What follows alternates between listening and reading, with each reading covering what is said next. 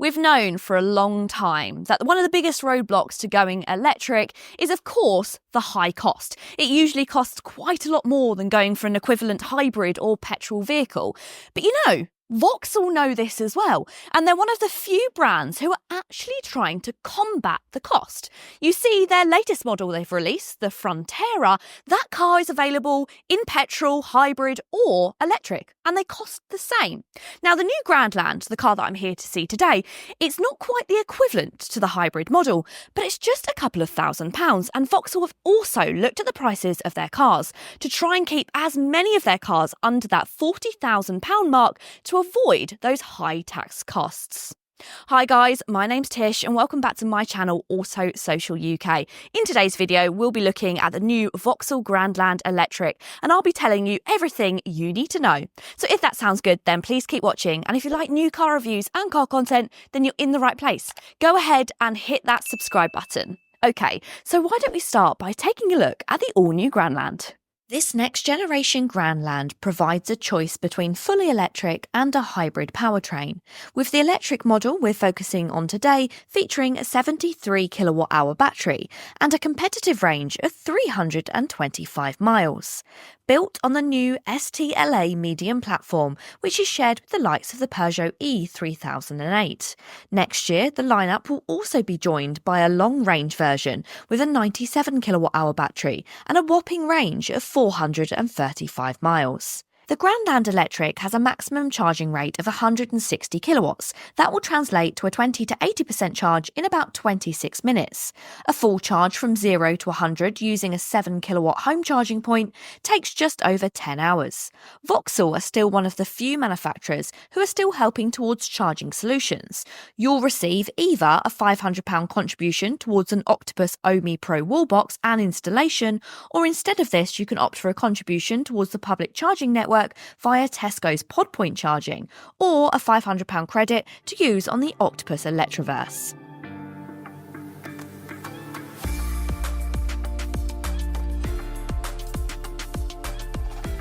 All round, the Vauxhall Grandland is now bigger than the previous generation car, and the main reason for this is because they now have the Frontera, which will sit in between the Mocha and the Grandland. So this is now the biggest Vauxhall that you can buy. Lots of space on offer, which we'll talk about in a moment. But let's start by going over some of the design cues. And this car shares a lot with the Vauxhall concept car, the Experimental, which I actually went to Germany to see. Nobody really watched the video though, so let me tell you about what those things were.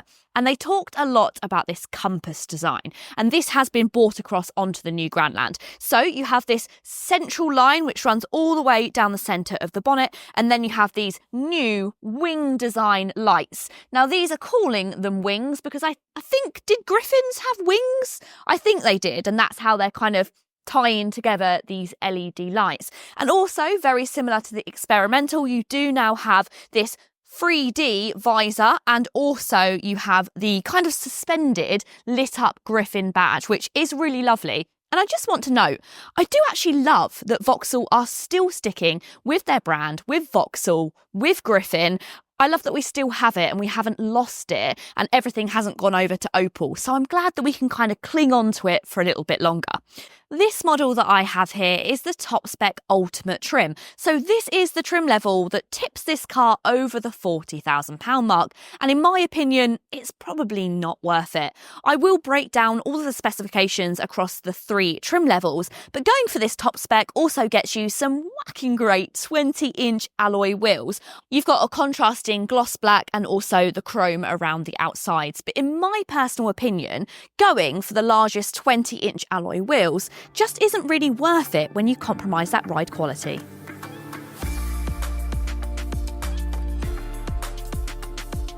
So how about when it comes to driving? Well, the Vauxhall Grandland Electric can be characterised as merely adequate. There's nothing particularly remarkable about it, but then again, there's also no significant flaws either. It's just good.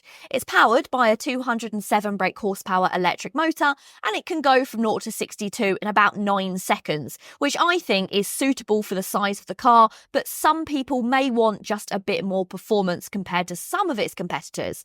But generally, around town, I think that it's more than enough, and because it is electric, you do get the instant power compared to the hybrid model.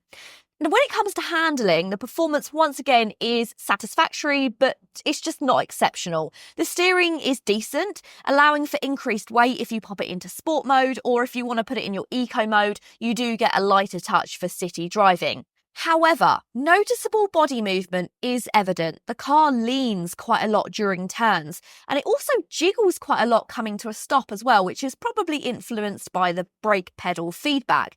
Now, it does have regenerative braking, but if you're hoping for a one-pedal drive, I'm afraid you might be disappointed.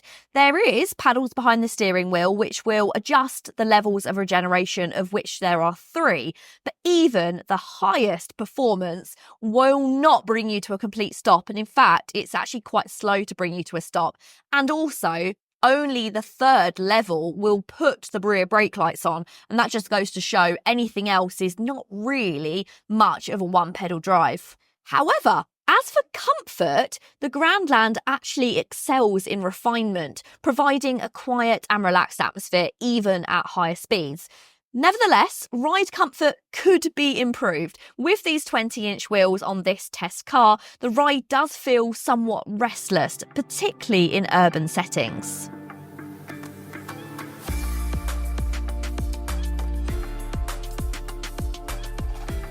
One of the biggest criticisms that a lot of people have when it comes to Stellantis products is the cars lose a little bit of their identity. They all start to kind of blend as one. But I'm actually really impressed. As soon as I got behind the wheel of the new Grandland, I realised it really does have its own personality. This car feels very different to other models which are across the range. I really like a lot of the design cues which you get in previous generation Vauxhalls and new Vauxhalls, which are this visor across the steering wheel that matches together with the visor on the front of the car, and then you also have that compass spine which runs down the top of the dashboard as well. It does give it that cohesive feel, and I like the mix of materials in here as well. You've got a mix of leather effect, but then you've got kind of fabric on the seats, but you've also got chrome and textures. All of these diverse materials and textures, they really help brighten up a cabin which is actually quite dull in colour. Everything in here is grey, but it doesn't feel boring because there's lots to look at. You get a 16-inch screen in this car, however it is quite narrow, but I think that gives it quite a sleek and stylish look. I really like it. Loads of functions across this touchscreen, but what's the best about this touchscreen is what sits underneath it, and that's some physical climate control dials. Well done, Vauxhall, giving the people what they want. This means it's much easier to turn up and down your temperature and also your fan speed whilst you're driving. What else they have is a little shortcut button with a car. Press that, and that takes you instantly to turn off some of those annoying driver aids. So they've really thought about how they can make this car very user-friendly, which I really appreciate. Whilst the Grandland is very well specified, I do think it's a shame that the entry-level design gets a smaller 10-inch touchscreen. However, it gets plenty of other practical equipment, like front and rear parking sensors and smartphone connectivity. Stepping up to the GS will add wireless smartphone charging, heated seats and a heated steering wheel. The top spec specification Ultimate, which tips over that £40,000 mark, will add all the fancy luxury stuff, like a 360-degree panoramic camera, focal hi-fi premium sound system and head-up display. Compared to the previous generation car, you will notice that the Grandland is slightly elongated, and that does add to the interior space. I'm personally not sure what shape I preferred. Maybe the previous generation just felt a little bit more cohesive. This just feels a little bit almost like it's going towards an estate, although I know a lot of people may quite like that. Again, with those design cues which have come across from that experimental car, once again you've got that Vauxhall suspended in the rear lights. I'm a big fan of this. But do you know what I'm a bit undecided about? It's this embossing down here. So you've actually got the model name Grandland embossed in the bottom of the tailgate. I wonder if this is one of those new trends that we're going to see lots of manufacturers start to do. We first of all saw it spelled out with the name of the car, and now we've got the embossing. Let's see who does it next. The added length equals a good size boot at 550 litres, which is actually the same as the hybrid model, so you don't have to sacrifice space for batteries. That puts it on the better side of average. It's a clever space too, because you get a false floor which you can drop down to maximise space, or you can leave it in place and remove the load lip and create some hidden underfloor storage. The whole of the new Grandland has grown, so it's longer, it's wider, it's higher, and it's actually 173 millimetres longer, and that's given you more boot space and also more rear interior space as well.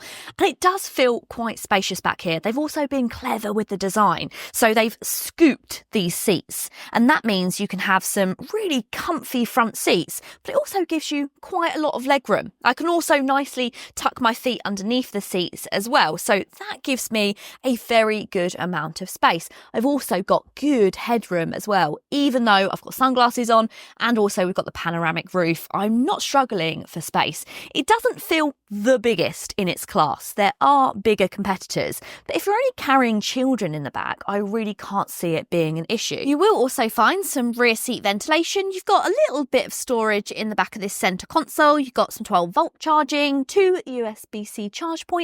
You've got pockets on the backs of the seats. You've got a central armrest, which has got 2 cup holders and a little bit of what I think is supposed to be smartphone holding, although this feels a tiny bit basic when we've seen the likes of Renault, who have all of the fancy cup holders and all those pull-out devices. This just feels a little bit on the basic side. It doesn't have a ski hatch as such, but you can pull down the full middle seat. So that means if you want to load long items like skis, it's really, really easy to do so.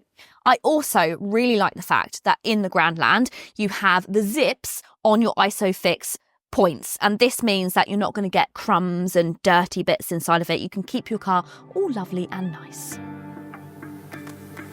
The new Vauxhall Grandland Electric finds itself within a fiercely competitive place in the market, even competing with brothers and sisters from under the Stellantis umbrella. So the Grandland needed to be special to stand out. And whilst I don't think it feels particularly special to look at, it has its own niche, and that's price. I really appreciate what Vauxhall are doing to combat these electric prices. They're trying to bring those prices down, but also make charging solutions cheaper as well. All things which are very much needed within the market. I think the Grandland is a very good all-round electric vehicle, but let me know your thoughts. Pop it in the comments down below. I really hope you have enjoyed this video. If you have, go ahead and give it a big thumbs up. And if you want to see more, well, you're in the right place. Go ahead and hit the subscribe button. Until next time, guys. See you later.